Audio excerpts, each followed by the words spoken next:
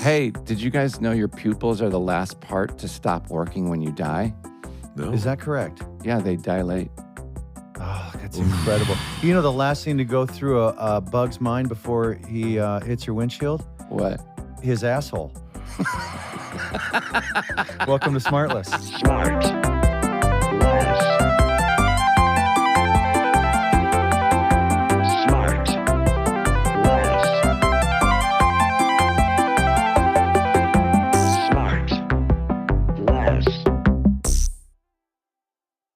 So, Will, you have expressed that you're not in a great mood today, but it's surprising because it is our 200th, so it is cause for celebration. I'd sing you both happy birthday, but it's not a birthday really. It's just Kind of.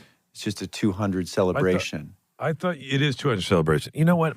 It's a great day for us, and I got to remember I had an okay start, and then you have grumpy moments, and I just remember this thing of it, which is like, just because you have a grumpy start doesn't mean you can't have a great finish. That's right. Look, we don't need a bumper sticker or anything right here, Will. Okay. What about you just tell us what the problem is, and then we'll tell you look how like silly you are. Your current look with your beanies and your beard look like you've got a million bumper stickers, and a lot of them say coexist with different on the back of your fucking Does Outback, my beanie okay? and my beard put you in a deeper bad mood in my Sally Jesse Raphael? Yeah, because you know why? Because it puts you deeper into Vermont, okay? Yeah. For me. Yeah. No, it looks like you're from Seattle. Oh God, if you could smell my patchouli right now. Willie, Willie, what's wrong? Well, yeah. Tell us what happened. No, nothing. I'm just it's Can just we been guess? so much. It's just been a lot of admin, and admin stuff gets me pissed. And because as Domestic you both know, administration. no, not domestic, just work admin. And I have a certain way I like doing things. And then when people fuck it up, I'm like my patience for stuff is like I go, whew, fucking what? You've just things got more. Why didn't stuff just go the way? If you let me. Right. I thought. So this is relatable complaints about having too much work. Is that what it is? You're getting a lot of sympathy from the. No. These are relatable things about that everybody has with just life. When life gets away, and you just go like, you know what I mean? I don't know. Anyway, I know. I get that way too. I get that way too when people can't like get inside your head. I'll walk into a room and I'll go, I don't know why she said that. And Scotty goes, you have to catch me way up. Yeah. Like that's the first thing I'll say.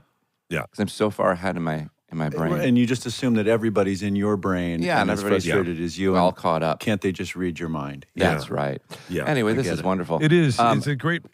Yeah, this what is supposed to be a day of celebration. Can you believe we've done 200 of these? 200. I can't believe 200 episodes. Does It's that hard to- mean that amazing. it's been? Does that mean that it's been 200 weeks since we debuted? Kind of. Is it clean math like that? Yeah, I think it's a pretty clean math. Once a week, yeah. Does it feel like it's been 200?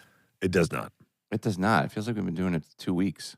Feels like 2000. Okay, yeah, 2 weeks. Sorry, I was 2000, gonna say sorry. 2000. But 2000 sorry. weeks. So the math is tough for me, but it does. That sort of correlates to what, 4 years? If it's one a week, right? Yeah, That's 52. And we've a done year. 200, right? yeah, it's 4 And years. It's 200 weeks, right? Yeah, Do you want me to keep saying right? is that not 4 right? years? Well, 208. 208, right? Would it be 4 Well, years? so in 2 more months, it'll be 4 years. Right? So We're No, less no, than no. smart. No, Right. because 52 times 4 is 90. What? No. Oh 50. no, you're wait, really 52 getting stumped on this. Wait, what's 52 times 4? oh my God. 8. 5 What have I times done? 4. What have I done? What have I done? Yeah, we're It's sorry, listener. 208, 20. man. Yeah. Yeah. So we're not wait. there yet, but soon it'll So be not 4 4 years. years, but we're 200. Anyway, who Jason, cares? sorry, just real quick sidebar. Yeah. With you spending so much time away from home, you must be really building up a little stockpile of crusty socks. Am I right? Oh yeah, no, I've got them all standing up. I've turned them into little side tables. Sure. Yeah, it's quite a collection. Eat off Sure. your socks. By the way, have we already discussed this? We don't need to get too blue, but Okay. I didn't know what the sock. I didn't know about the sock method until. I mean, I'm 54 years old. I didn't know about it till like 2 years ago. Okay. But that you use a sock instead of Kleenex or something. Yeah, it's just genius. It's just, I Oh, can't. you like believe- Wait, I didn't know which way you were going with that. I honestly, I didn't Sean, either. didn't you It's think just I thought he was about to go, it's just disgusting knowing No, that. it's. I wish I could you go can back toss in it, time. You can toss it in the wash. Oh, right I after. would have saved so much. So much. I mean, I guess for you, this is your answer to if you could turn back time, right? If I could turn back time, my masterbation technique would just be so. What a bird of a You wanna time know machine something? use. I was watching Oprah decades ago, and they did this. Did she piece- cover this? She did. No, she didn't. And she did this piece on this college kid, and they took her whole crew there, and they went inside the college kid's dorm, and with no irony or joking around, they were interviewing this kid, and his roommates were like, yeah, and he's got this and this, and look, and they opened up his side drawer right next to his pillow, and there was tons of Kleenex in there, used Kleenex, and the guy goes, yeah, he gets sick all the time. You get like sick. Sure.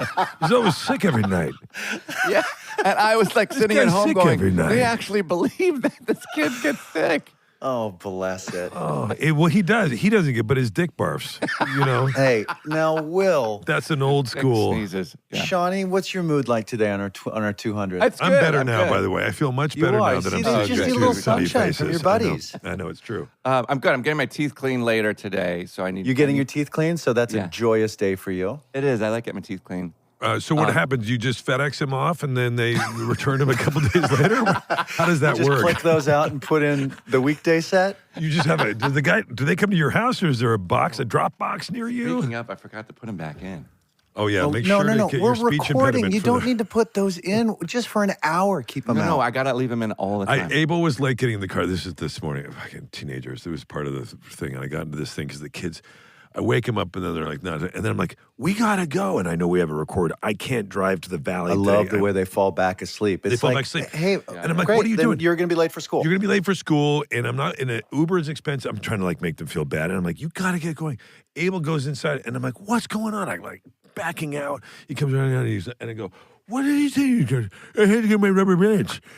He's got the Invisaligns like you, Shawnee. But I had to get my rubber bands because I got my new rubber bands. And I was like, oh my God, what is happening? Are they dealing with the wax too? They got to put the wax over the hot spots? Archie has to do, because Archie has the old school ones, and then Abe's got the Invisaligns. They got to choose. Well, yeah. Mine's the same thing, but they put those permanent things on the back of your teeth that Those so little they posts? hook onto. Yeah. That's Yeah. So I is hate that. headgear no longer a thing? Is this the new headgear? it can I'll be. still wear it. It's still a thing. Yeah. You have headgear as well? Oh no, that's for a different thing. He's thinking of a different headgear. Sorry, it's more of like a ball that's attached to it. That's Sean, attached, I don't want to speak for No, you. you got it. That's right. Okay, You got okay, it. That's right. That's right. Is there a harness at all involved in this? But it's Yeah, fun. of course. It's fun. Yeah. On the outside, it says Chicago Cubs. Like he tries to make it kind of homey. I heart the Cubs. Okay. It's enough because we got fancy Okay, guests. let's go, let's go. So let's tighten it up. It's, you know, I figured since it was the 200th episode and just Yeah. happened to be my turn for a guest, I figured, you know, it was 200. We need two guests, right? I guess, yeah. It's not 100. It's 200. 200. You Yeah. double, I you get double it. the power here. Way to give Sean more math. You're killing it. What's 100 So, times 2? and it's not just two guests. It is a duo. This is a duo that Capman to Neil. well, very close. Yeah. And Okay, it's wow. not Sonny and Cher either. But it's we're getting closer. And they're so fancy and they're so accomplished. There's so many awards, there's so many credits, there's so many things that I didn't even, this is the first guest I've not written an intro for because it just would be too long, longer than this bullshit. So here they come. Guys, Uh-oh. Steve Martin and Martin Short. Shut the Guys, right? Now, what's your mood like now, Willie? It's Right? a little Here bit come the better. smiles. It's a little bit better. Oh, this is wonderful. This is- Hi, everyone. Hi. It's too much. First of all, I have to just jump You got to in go? and say, yeah, I got to go. I got to jump in and say how great it was to hear you guys try to figure out what 200 was. And the closest It thing, is 4 times 50, right? the closest thing I can come up with is that you think 200 is 208. And I'm thinking that you ought to contact NASA and give them this new information. Well, we're not trying to trick anyone to thinking we're smart. We put it right there in the title. Yeah. We're SmartLess. Yeah. Which makes me think, how come I get it. Yeah, Less than smart. yes. Marty finally gets it. Yeah. But And by the way, 4 times 52 is like a 85. it's 80. It's in the 80s. Okay. Right. But it struck me with all the brilliant titles you guys have had. Have you ever thought about doing Steve Martin short? It's and I don't mean this negatively. This is gonna hurt. No, it's not going to hurt. It's so obvious. Right. It's like we've been reviewed that way so many times that we expect more from our audience. Every day I get an email, hey, what about Steve Martin Short? And then I see it on any, Twitter thing I'm on. I get, what about that? Well, Right. Marty should know that It's So Obvious is also Jason's title of his memoir. So that's why. It was taken. No, we've had many different titles. One of my favorite was 2 for the price of 3. Depending on your seat. Yeah. But what about these titles? An Evening You Will Forget for the Rest of Your Life. Genius. Yes. Now You See Them, Soon You Won't. The Funniest Show in Town at the Moment. You Won't Believe What They Look Like Today. And number 1 is Walking. Steve's new book is just for Tracy. That's what they It's call 2 them. years old, but Is it? Why do they say new?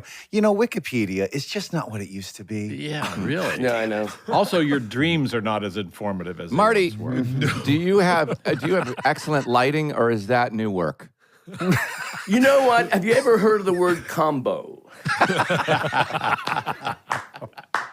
Marty, You must admit, I'm so angry by the press when they keep saying the word timeless. And I think I have to live up to it on some level. Yeah. The great thing about Marty is he has it all done at once. Right. Like the hair, the eyes, the nose, the teeth. It's true. And you heal all at once. You heal 6 weeks and it's over. Well, I didn't get much from that book about Liberace, but I got a few pointers. I would say that the last time I saw Marty was at the opening of Sean, your play, and I was walking, I think I told this, and I was walking by the bar to go upstairs, and he was like 50 people away from me, and he yelled across everybody, "Why can't you have talent like that?"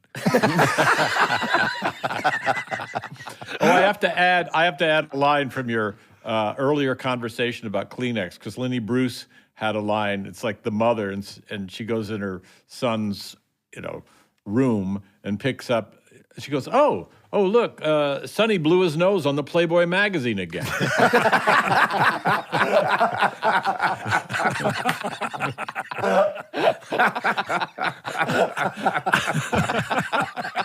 Oh, is that funny? Really good. Wait a minute. Guys, Selena was on. Selena Gomez was on our show a while ago.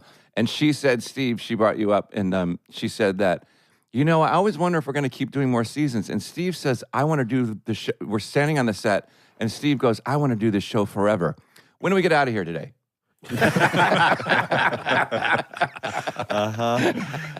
First of all, we pay our compliments to Selena. She's lovely to work with. We love the best. Selena. And, she doesn't mind us. Oh, that's Yeah. Marty. But is Marty. someone? Marty. Do you need to get the door? You're such a pro. You know what? This is going to ring 10 times. Because it's like having a little. Well, it's a Big good Ben. location for your audio You know what? We stuff. should have removed it. Is there a little cuckoo bird that's going to come out at the end? Or- No. But keep talking. But just remember, it's not 9 o'clock. It's 10. So this incredible duo started with the three Amigos. Yes. Yes. Is Wikipedia correct on that? Correct. Yes, Yeah. mostly correct. Now, were you aware of each other at all beforehand? Who was in a better position career-wise at that point? Steve was, remember, a major star. Yes. And I was still in the ninth Wait. grade. Did you say was? Yeah. Wow. You've still got room to Wow. go back. Still rolling, Marty. Yeah. Wow. Well, no, Steve, as you know, is a big star. There you go. But even then, no, I remember being aware of Steve. I met Steve quickly backstage of the new show, and he was hosting it. Lorne's show, 84, January 84 it started. It was just one season. And the new show was kind of the idea of SNL in prime time. And Really? Lorne was the host, and Catherine O'Hara was on too. Wait a second. Lorne Michaels was the host on camera. No, he was executive producer. Yes. Okay. Yeah, Steve was the host. Gotcha. Thank you. And so Catherine O'Hara was also on the show, and we were friends with Catherine, so Nancy and I went and visited Catherine, and Steve came into his dressing room doing quick change and was very friendly in that kind of icy way that is so Steve. Icy. It was friendly as far as I can go. Yeah. You maxed out. But I first met Marty at my house, and he came over to get a copy of the script for Three Amigos.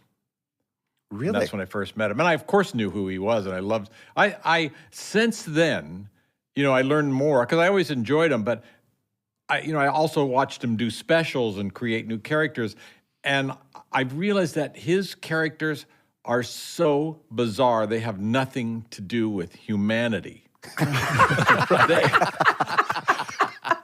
They have to do with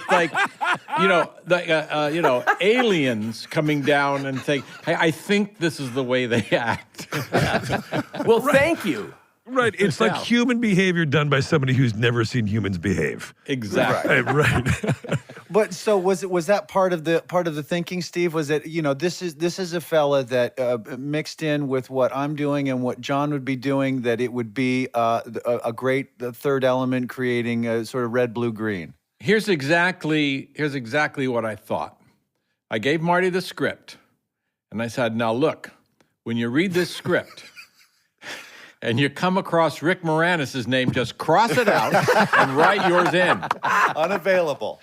No, I was definitely the cheap amigo. I was the, Carrot Top had said, "Let me think about it." So. Wait, what about? And then Chevy was what? Well, no, it was going to be Steve and Chevy. They were the. Okay. I think the original wasn't it. It wasn't it John Candy. I think it was John Belushi. Yeah. Oh wow. I think it was John Belushi. And then it went to John Candy. I think you kind of know what we were going for there. But anyway, both were unavailable, and then the name Martin Short came up. That's and after right. And after there was a pause. And then Chevy was last? No, Chevy was in. Okay. Me and Chevy were definitely in. It's actually Chevy and I, but whatever. Marty, what was that? Speaking of doing your, when Steve was talking about characters, I never knew, obviously I was such a huge fan of SNL then and now, but your character, Jackie, somebody with the blonde or the white wig. Jackie Rogers Jr. Jackie Rogers Jr. I've never known who that is or was, and I'll tell you exactly who he was. I had done an alien. piece on SCTV called The Idea That Jackie Rogers Sr. Had been killed shooting a special called Old Mother Nature, She Loves Me. And he was attacked by a cougar and killed. And it had been on the shelf for 11 years. And then they were going to air it. But at the end, I needed someone to pop on and say, "I miss my dad, I hope you won't. Thursdays at 7. And I'd seen a picture of Mickey Rooney Jr. who looked albino. So I made him albino. Okay, got it. So wait, Jackie I love that you have a character backstory, like your Marlon Brando. What's your backstory? Really funny. Uncle. Wait, what was the name of Mother Nature? What? Old Mother Nature, She Loves Me. Was killed by There'd be a scene with me singing to a squirrel. "Pardon me, miss, but I never done this with a real live squirrel." But then you saw a cougar lurking, and he attacked me and killed me. Marty, tell him the title of your TV special that I love so much. I, Martin Short, Goes Hollywood. But that reminded me of something I read years ago, of this funniest book title I ever read. And then I thought, oh, I wish I had thought of that. And then I researched it, and there is no book called that. And I thought maybe I did think of it, but it was a kind of a comedy biography of a fictitious actor called I, Actor. Actor. Actor. That's I don't hysterical. know whose joke that was. Was it clear to you guys doing that first project that there was going to be a long life to this friendship and this work collaboration, or did that just kind of grow on its own? No, I mean, I think it happens when you're working together. I mean, sometimes, as we all know, you're in Romania with a group of people for 3 months and you make a film and then you never ever see them again. But with Steve, I thought, no, I want to keep this going. Well, I want to. So we would do Amigoette dinners, and go ahead. Can you see me raising my hand? Yeah. Go for Steve. No, I was just saying that, you're right. Usually work with somebody, then you never see them again. But in this case, we continued to work together kind of coincidentally through Father the Bride movies. And did we do another movie together? Or was that it? Yeah, we did. But that's not, I think the point What of it was is. it? No. We did Prince of Egypt. Father of the Bride too. Oh, yeah, you're right. Yeah. And the scenes that were cut from Schindler's. That you were not supposed to talk about, Marty. You're not Sorry. supposed to mention it. Just tonally, it was not. It was a swing. No. But Steve, Father of the Bride was 5 years after Three Amigos. We continued to be great friends, and we went to Yes, Europe that's true. together. Yeah. Well, but it's like you guys, you constantly riffing off each other. It's fun. And then when you work together, you start doing that all the time. And then you develop a kind of not only a kinship, but a style. And you guys also, right, you have a style and you have, socially, you have a lot of friends, right, in common. So you're sort of in the same circles. You're kind of in each other's orbits and on a lot of levels, right? Well, let me add something. Only Marty has friends. Right. That's my problem. I with these two. benefit from his friends. Yeah. That's not true. But he's very social. Everybody wants to be with Marty. And I've told this before. I'd say, if we're, for example, or if someone is plotting a dinner party in Hollywood, and you invite these people and you invite Marty, and if Marty can't come, you cancel the party. Yeah. Because Marty everyone is else the gonna party. fall off. The Marty party. Marty's party. But back then, and certainly after the success of Three Amigos, you guys could have, if you wanted to, start to generate your own sort of two-hander kind of vehicles, or whatever, much like you guys are doing today with your live stuff. That didn't really did you think about it? Did that start? No, I Steve was a massive movie star, and I was just kind of there, Right. So while he was doing Roxanne, I was, doing the Love Boat reunion or something. So it wasn't always equal. And Right. I think it was, as Steve said, it just so happened that we were both cast in Father of the Bride and the Father of the Bride 2 and then other things. But it wasn't until around 2011 that we were asked to interview each other on stage for the closing of the Just for Laughs Comedy Festival in Chicago. And that was successful. And that evolved into our live show. Oh, so that was the impetus for this whole other thing that you guys have created. Right. But I have to add something. And Jason said, after the success of Three Amigos, ... you really mean 20 years after the success, the Three Amigos, did it become a success? Mm-hmm. It was a minor success at the time, and then it had an accumulation, accrued value. And then I remember, 10 years ago, a magazine from the UK, I think it was called Empire Magazine, they called it, we want to put you, Chevy, and Marty on the cover. And I said, why? And they said, well, it's the 25th anniversary of Three Amigos. And it's a huge hit. You mean somebody cares? I didn't think anybody even ever thought about it. Wow. Yeah, but the next year they did the cover of 25 years later from Ishtar. So it's a magazine of flops. Yeah, I see now.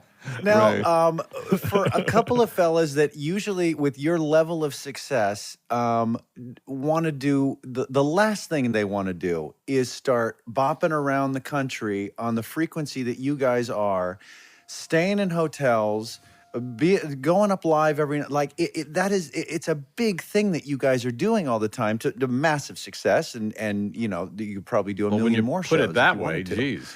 But I mean, it's. I just think it's just incredible that you guys are. Is it getting is it tiring? Are you sorry that you've got so much momentum built up with this and all the fans that you would disappoint if you stopped? I mean, you're screwed now. Well, the truth is, if I enjoy working with Marty, and I think it's vice versa. So we actually enjoy it, and all that other a nice stuff. Sitcom, you know, you get 6 hours a day, and you're just down the street. Well, I mean, that's a good idea.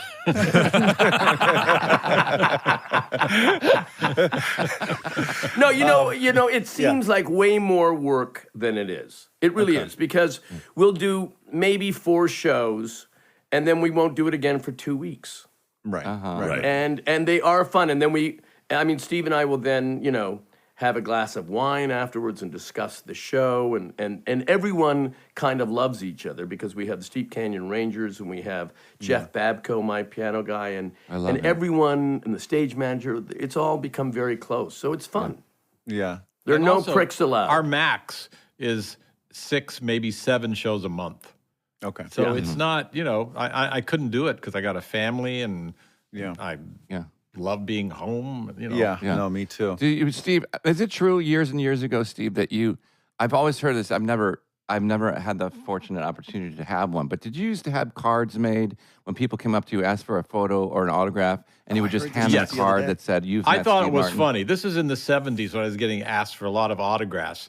Yeah. And so I made up a card, and it said, because I thought, what do people really want when they get an autograph? They want to say that they met you. That's the main thing. And what was he like? Yeah. In the 12 seconds that they met you, what was he like? So I wrote, this certifies that you met me and found me warm, charming, intelligent, and funny. And then I had a printed signature on it. And then I found I'd give the cards out thinking it was hilarious. And then they'd say, could you sign this?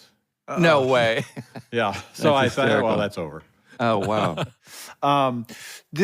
When you guys come together and you think up another show, because how many of the live tours have you guys done? It's 4, 5, 6? No? Well, you mean different titles? I mean, yes. But we keep changing the material all the time. We always. Well. In fairness, it's slowly evolving. We never throw everything out and then bring everything new in. It would be impossible. So it just slowly evolves. Yeah, like what is that process like? Would it be like what the process would be, I'm assuming, for stand-up, where you've got to spend a bunch of weeks or months accruing brand new material, observations, jokes, etc., and shape that into a set that you like? Is that the same process you guys go through, or no? You're saying it's sort of the same core, and then you just kind of update it, yeah? Yeah, we change things one line at a time. And then every once in a while we'll come up with a new idea, and we'll put it in whole. And is there a formal process when you guys will get together and write, or you do it via Zoom, where you just sit there? Zoom. We'll do Zoom. Yeah. We'll do Zoom, and we'll have a bunch of material in front of us, and we'll do that at the beginning of a tour if we have a lot of new material to go over. Would you guys consider doing like Google Spaces or Microsoft Teams? Oh, we've done that. I don't want to fuck with your that. process, your creative process. I'm just saying.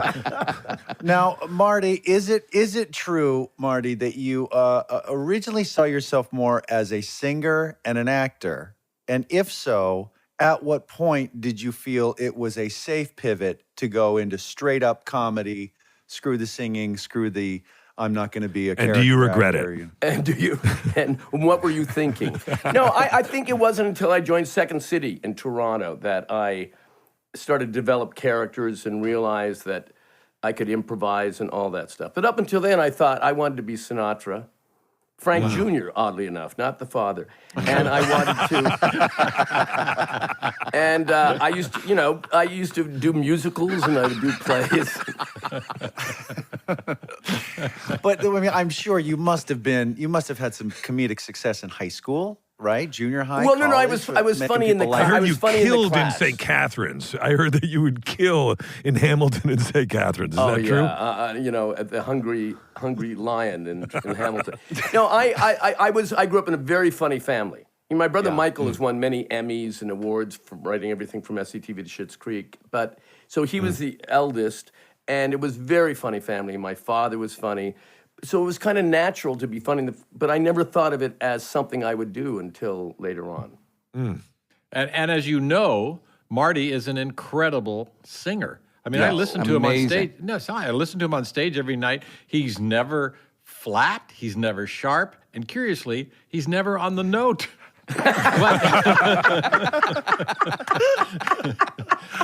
But no, he's incredible. He never misses. He has beautiful tone. Is he a better singer than you are a banjo player? Absolutely. Is he? Yeah. That's high praise because you know what you're doing on that thing, right? Well, Steve's good. I do in a way. Yeah. There could be some Grammys there. In fact, whenever Steve plays the banjo, I've won Grammys playing the banjo. You won many Grammys, Steve, haven't you? That's what Playing I'm the saying. banjo, hell. Yeah. Whenever Steve plays the banjo, I like to just close my eyes and pretend I'm on hold with Cracker Barrel.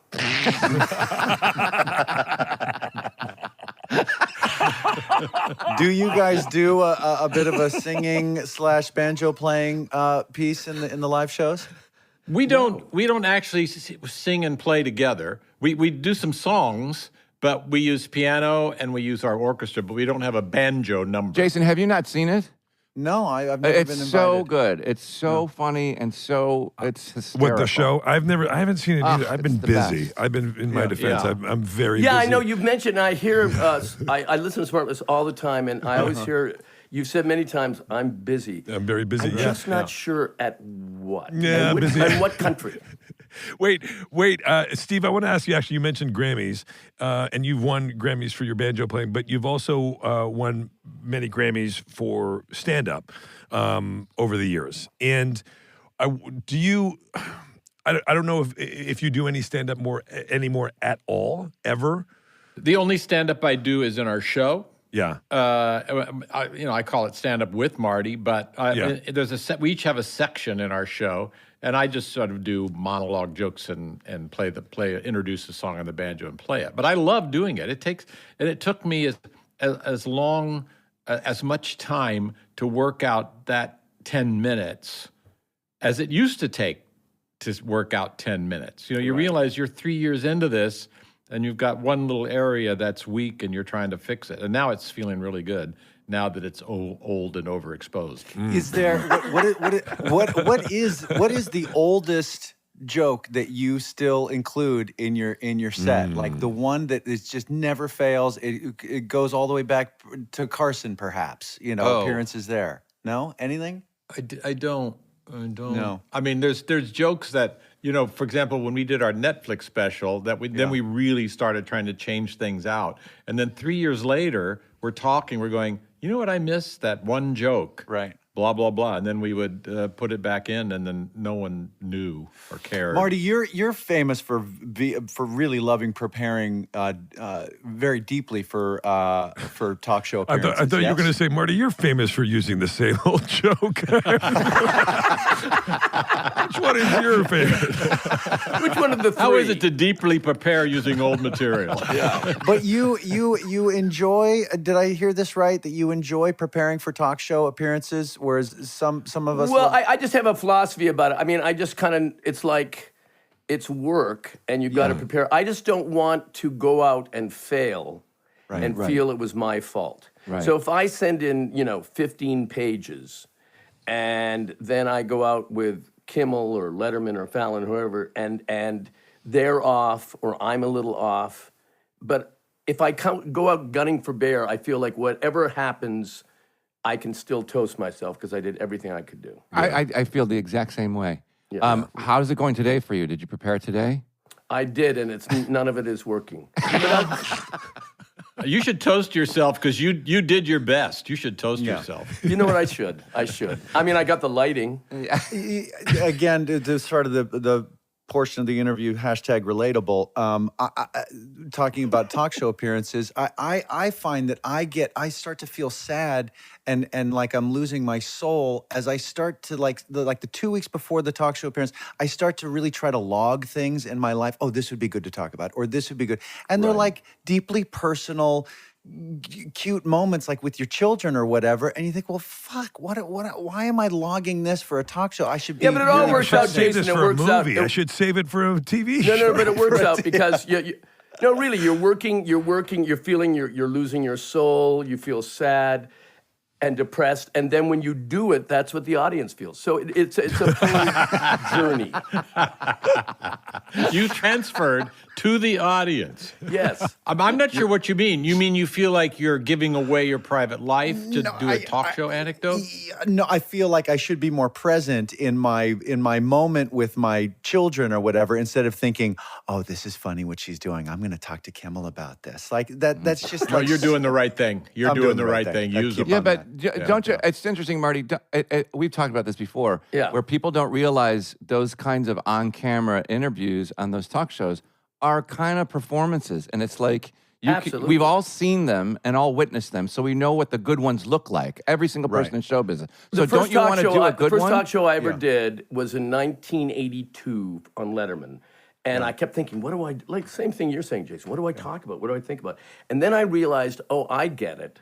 It's, it's like being at a dinner party where everyone's had some drinks and you're kind of on and telling stories, but somehow you have to lift that 6 minutes because you don't have the hour-and-a-half ramp or the booze. Yeah, you know what I can't stand, though, is when people go on who are funny, like considered funny people in the business, and they just like to talk about something serious, and people at home are judging them, and they go, "Oh, I saw them on Letterman or Fallon or whatever, or Kimmel.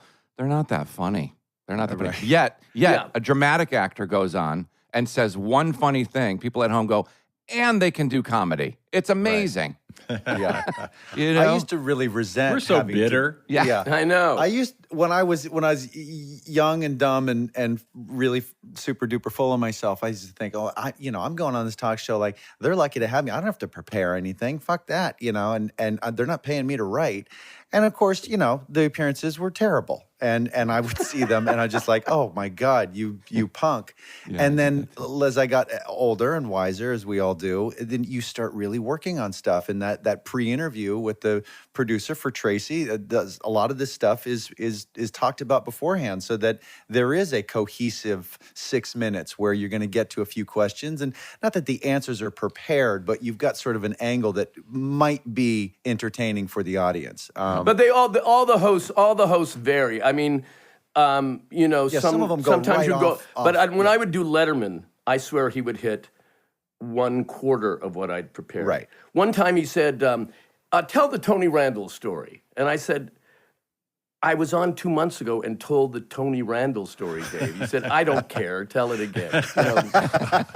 I have a secret fantasy, which is to go on a talk show totally unprepared and just to see what happens. Yeah. But you could do that, and there are certain hosts that could definitely do that and not need them, because sometimes the notes are really almost there more for them. Right. But a lot of them, like Kimmel, for instance, like you can just go on there and you can just go right off the questions. You sit down, how you doing? Great. And you guys are just both riffing. You're having a conversation like we're having.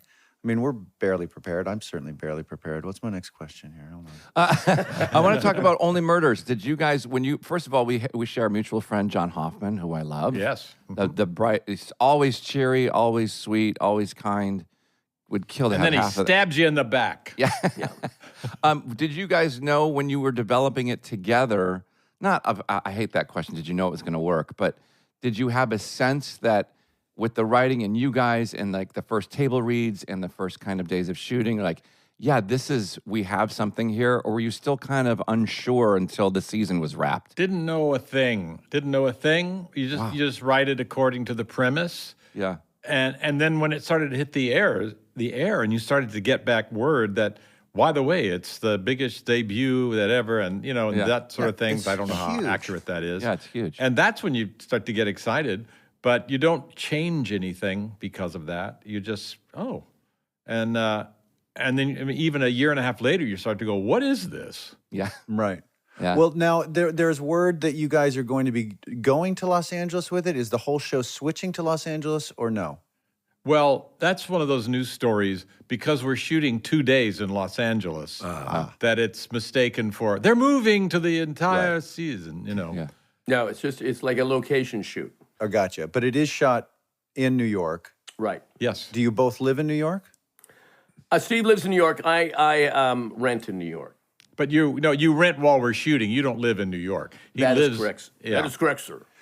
Would you guys like for it to be shot in Los Angeles 100% of the time? That was my, when I had the idea for the show, I pitched it to them, to the producers, Dan Fogelman and Jess Rosenthal, based on I wasn't even in it. I said, I think this is a good idea. And we liked it. And then they called me and said, would you do it? And I said, well, I can't. I could only do it if it's shot in New York. Right. And then that's what, that's why it was shot. And also, it's a New York show, which makes Well, it I mean, great. that's the thing. It's great that it's shot in New York. It feels 100% like a New York show. And you just added Molly Shannon, I read. Molly Shannon, yes. That's super fun. You've had great people on that show. So fantastic. Yeah. And that's what, when we get somebody that we can really like, we worked with Matthew Broderick, and it was like so easy, and the comedy is so good. And it's like you've worked together all, your whole lives. Yeah, Matthew's great. I love him. But talk about an out-of-the-box piece of casting with Selena Gomez just obviously seems incredibly genius now. But like, that would be the two of you with her is so unexpected. How did that come about? It came about after the fact, because I had originally pitched it as three older people who have a lot of time on their hands, and and we were busy. And then I think the studio suggested, what about Selena? Actually, what about Selena? And we we met her on Zoom, and they actually cast her, and we met her on Zoom, and Marty and I, after the Zoom, we called each other and go, she's perfect. Yeah. Wow. She's so sweet. I love Well, her. I still wasn't sure. I was saying, okay, maybe a female, but what about Kathy Lee Gifford? She's a local You've hire. always been a champion of her. You pull out names from an old hat. Yeah. From the Harry Potter sorting hat. Yeah. Now, talk about another thing that you would think would be unexpected. Because Steve, you've lived a very private life. It's very, very cool, very mysterious. I love that about you. You don't seek attention, Marty. And yet you've got this, but there's this documentary coming out that is covering you from soup to nuts, or already out. Yes. And was that pulling teeth to get you to be a participant? No. Morgan Neville as the director would probably a huge draw for you, but Yes, Morgan Neville. I'm so glad. What's it called? It's called Steve! Exclamation point. Okay. Yeah, Steve! Exclamation point. And I got a call from Morgan Neville about this documentary, and I, his credits are "Won't You Be My Neighbor" and "20 Feet from Stardom." And so many. He did a thing called Cool School. Yeah. And I met him. We got along, and when you do a documentary, you have to open up, first of all, your archives, which I happen to have. They told me, he said, you have a lot of archives, and I didn't realize I had a lot of archives. So they prowled through my archives for months and months and months, and found things that they found, Like an old sock? a photo. Pardon me. A photo of an old sock. He kept the photo, not the sock. Just I love too that you didn't know you had archives. You were just like, who was saving them? It was a cherished sock. Anyway, they found a photo of my father in Germany in 1943 doing a USO show. Oh, thank God. That could have gone a different direction. That could have gone a different direction. Wait, Steve, let me ask you, did you start archiving years ago, hire one of these people to do that? To keep I did track of not stuff? archive. I saved things. You saved things. And I realized later, I would take things like, oh, I'm on a magazine cover. I'll save it. And I'd throw it in a thing. Yeah.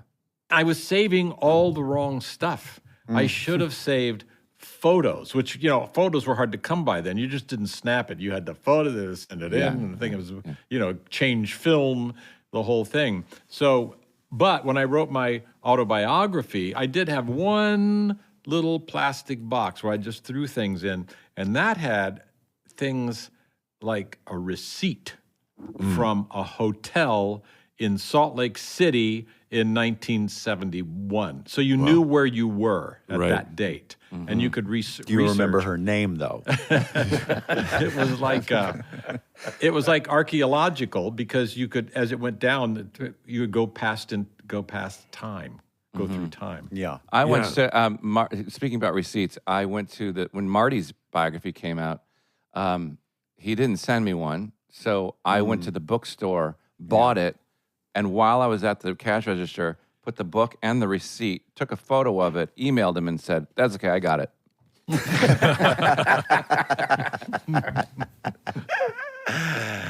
Very good. And by the way, you can buy Marty's book on Amazon. Yeah. I mean, you won't, but you Right. can. If you needed it, it's there. They've got Marty, what plenty. what about a documentary biography for you? Like Yeah. a documentary? Can't make his deal. There's going to be one. Oh, really? Lawrence Kasdan, the legendary director, is doing it for Imagine.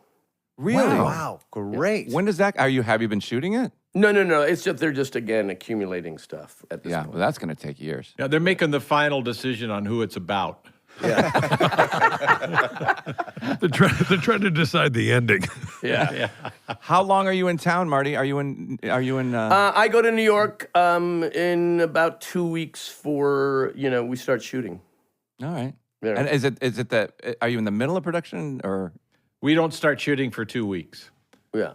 a new season? I mean, or is it, Yeah. We'll shoot a couple days in LA and then the bulk of it in New York. Okay, got it. And how are you guys enjoying the process of being, locked onto a show that lasts, I mean, how long is your season to shoot? 4, 5, 4 months. 6 months? Yeah, 4. It's about 4 months, and I actually love it. It's Yeah. the studio's 20 minutes from my house, Yeah. and you're working with 2 other co-stars. Yeah. And so you're not shooting every day. And when we work together, it's really fun. Yeah. And I would say that it is definitely Steve's philosophy, my philosophy, and it turned out, luckily, Selena's philosophy to make the set as much fun and joyful as it can be. So there are no pricks allowed. And so it's fun to go to work. It's just stunning, right? How people don't enforce that rule commonly on a set because the hours that you work, the cast and the crew, are often many more hours than you spend with your family. So why would you tolerate anything short of a family dynamic on a set? Yeah, Right. JB, Right. you've always been good about that. You're a crew guy, and you've always had that rule: no pricks on set, but me. And you've adhered to it. You've stuck by it, and you've never deviated. And there's the only one. I've said this on the podcast before, but any job I get, the very first day, I say out loud to everybody is if you look around and you can't find out who the asshole is, it's probably you. Yeah, it's true. Well, you guys have been very, very nice to help us celebrate our 200th. I mean, this is a very Honestly, significant booking. what a thrill. If we added up our ages, it'd probably be around that. What a thrill. Yeah. It'd be close. I worked with Jason in 2004, And Yes. what? and Will. Oh, on Arrested, yeah. Unrest Yeah. of Arrested Development. Development. I've never Played worked with a you, played a character, a rich fella that had lost the use of his legs with a weightlifting accident, and he was so wealthy that he and hated wheelchairs. He hired a big meathead, a big heavy fella to carry him around like a little baby. That and was then hilarious, that bit. Marty would bark directions at him. Shoot me. Yeah, they'd shoot me, launch take me him. this way to the nuts. throw me. And he'd have to dip him down to grab a handful of nuts. And then they did a flashback of the actual accident where he's lifting up a barbell, he puts it over his head, and he just says, "Too much!" And then his legs snap underneath him. And then we cut back to the present time. No, but the funniest joke of that, though, was when I'm being carried by Dragon, his name was, and I say, to the nuts, Right. to the nuts. And he puts me at Jason's crotch. Yeah. And I, against his crotch, I'm going, bridge mix. I want bridge mix. Where did Mitch, was that your joke or was it Mitch's? Mitch, the great I Mitch think Hurwitz. it must be Mitch's, yeah. Oh my God, the crap he'd come up with is great just Mitch so Hurwitz. good. I remember doing Maya and Marty, the Maya and Marty show with Marty, you, and we were rehearsing something in the hallway. And I said, should we just kiss after that line? He said, yeah. Let's do it. And he goes, let's rehearse it. And you just grab me and kiss me. There you go. Oh, he uses that a lot. I love that. Yeah. Then I had to give you one note. I just said, it's a comedic kiss. We don't need the tongue. It was great. I mean, there's times in one's life where you get to meet the people that inspired you, and that moment has not come yet. and you guys are the two reasons you got into this business. I was literally gonna tease you. I was gonna joke and say, "Don't you start crying." You're literally crying. Yeah, because a lot of the times you don't have these moments. Yeah, I hear you. We're very fortunate. I'm with you. We get to meet some real heroes on this show. And Hands you guys are down, right you at the two, top. you two are the two reasons Well, I got thank you. into You're showbiz. serious, aren't you? He is deadly serious. Yeah. He's very soft and chewy on the inside. Yeah. Yeah, it's true. Thank you, Sean. It's true. You guys are incredible and incredibly generous to say yes to doing this today. So thank you. Thank you. Thank you. I I love agree. your show. I love your when you're joking around. It just feels like you're with three friends. Not you guys, but I'm sure it's what you guys enjoy working together all these years. We certainly feel that way. And I remember I was on one of the early shows, and you didn't even have a title yet. That's correct. And I suggested the McGuire sisters. You did. To me. Didn't clear. Did not clear. We got true, so true. close. We got so close with sorry that. for getting choked up there, but I meant it. So No, thanks, it's you guys. so Thank lovely, you, Sean. Sean. That's why you are so lovely, because Yeah. you are 100% human being. Well, thanks. Yeah. Likewise. And he's got great taste. yeah. You guys are the best. Thanks, you Yeah, guys. you We guys love are the best. It is such a thrill for us. thank you for having Thank us. you, guys. We Yeah. loved it. Yeah. And we I'll love you. get the address. Give you the address for the check. This will never air. This will never air, by the way. This will never. It can't. No, it can't. There's It can't nothing possibly. usable. There's nothing. You guys, We'll punch it up later. the great Martin Bye-bye. Short and Steve Martin, my gosh, thank you guys for doing our Thanks 200th a lot. episode. What an Thank honor. you. Brilliant show. Love your show. Thank you. Bye-bye. Love you. Bye, guys. Thank Bye. you, guys. Bye. Thank you. Bye-bye. So I'm going to say this. I was at this dinner at our friend Ted's house, Yeah. and he had about 30 or 40 of the funniest people in this business. And I was fortunate enough to be there. And Dave Chappelle stands up, and he gives this incredible speech about how everybody in that room means something to him and has meant something to him. And it was just incredible. I was blown away by his speech. And I thought, good on him for making that speech in the moment while it's happening. And so I had this conversation with myself. I'm like, do I say it? Do I wait till we're done and I say it to you guys? And it was like, no, embrace the fear of saying that, the thing that you feel in front of the people you want to say it to. Of course. And so I seized the moment. And Well, it's just so lovely, and I guarantee you that just drilled them right in their heart, and probably meant the world to them.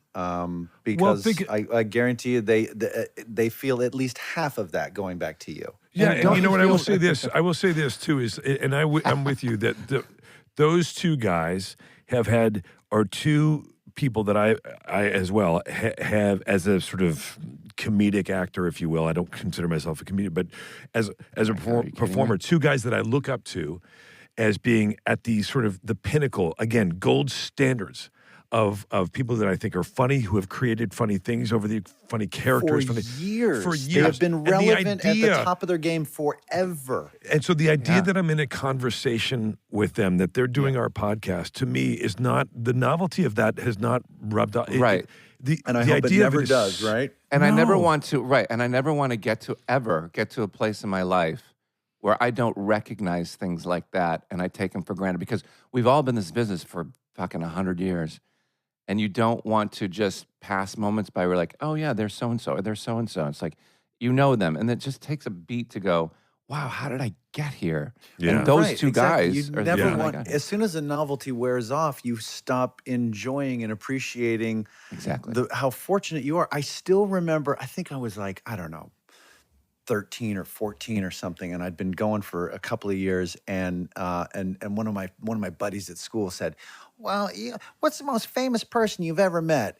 And I forget what I said, but I remember there was like one person, that I thought, well, this would be a great answer.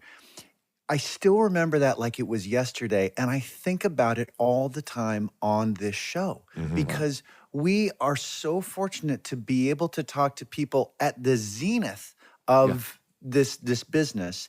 Yeah. And I feel, my pits are sweating right now. They sweat every time we record this show because we're talking to someone that I don't feel like I really have a right to have on my show, our show. Like, what am I doing hosting a show that they would be a guest on? It's just bizarre to me. JB, I played this thing yesterday, that thing that you can be at. And one of the guys I played with said to me, he said, oh man, that Bono, when you guys had Bono on last year, and he knows Bono, he was like, that was such a great interview, and Bono had such a great time, and he really felt really comfortable with you guys, and he really had such a great experience. And I'm thinking like, Bono told you that about hanging out with us fucking morons? Yeah. Like, what? Yeah. Well, none of this is lost on us, clearly. And no. And then we're lucky. We're fortunate. We're not lucky, but we're really fortunate. And as much joking as we do about our lives and all that kind of stuff, that we get to do it, that we get the opportunities to do it, and that we get to do it together. Yes. And now that we're talking about all this stuff on another level, that we get to do it together. Yeah, and that I admire you guys and love you guys just like I did them. You know, it's really cool how those those two guys, we were talking about it. That's why they're bopping around together, because they just love being with one another. Yeah, yeah. And just like we love being together, and how this whole thing started. It's so funny, doing this thing, and we do it together, and people have opinions on it and opinions on our relationships, and people come up to us and say stuff and whatever.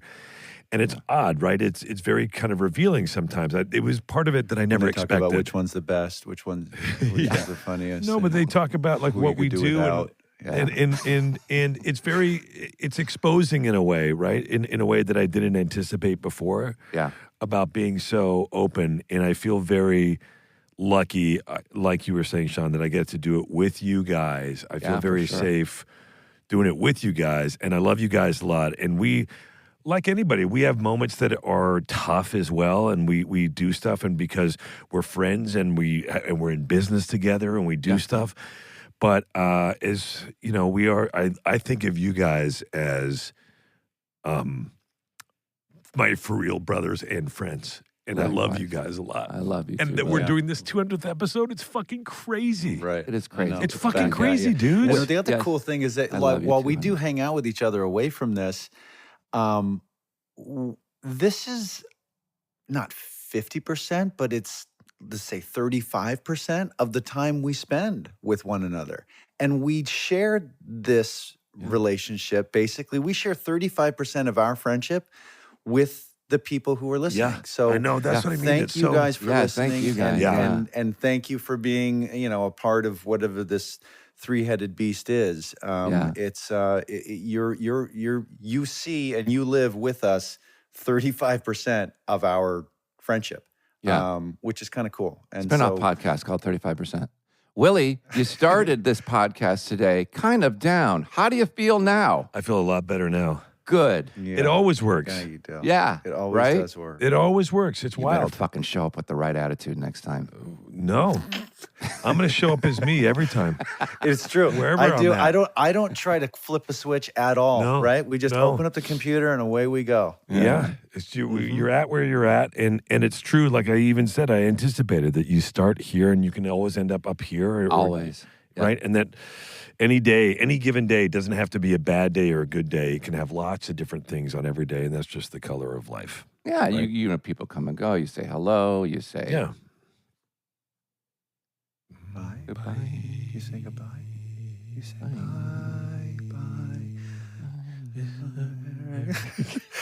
bye. Boy, I wish we had some of those recommendations for buys right now.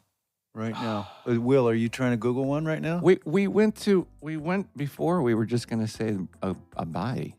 I feel like there's something we could do like in a bicentennial type of thing because it's 200 years. Yeah. Do it, Jay. It's our bicentennial. Do it. It is our it's our this is happy bicentennial. Is it really bicentennial? Yeah.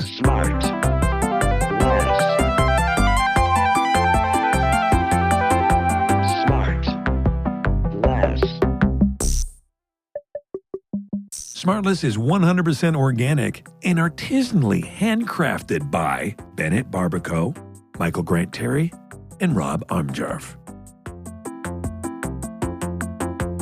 SmartLess.